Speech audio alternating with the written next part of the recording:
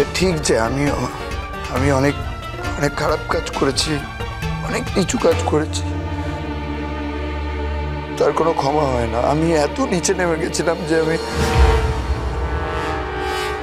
শালাবাবুকেও মারার চেষ্টা করেছি। এটা ঠিক, তার জন্য আমার শাস্তি পাওয়া উচিত এবং আমি শাস্তি পাচ্ছি রাজীব। আমি একা হয়ে গেছি, কেউ নেই আমার সাথে। জানি আমি কোনোদিন ফিরতে পারবো না, আমি হয়তো ফিরতে চাইও না, কিন্তু আমি সত্যি বলছি আমি এখানে কোনো ক্ষতি করতে আসিনি। আমি তোমাদের কাছে ক্ষমা চাইতে এসেছি, ওকে তোমরা ক্ষমা করে দাও। আমি পরিবারের থেকে তোমাদের থেকে অনেক দূরে চলে যাব।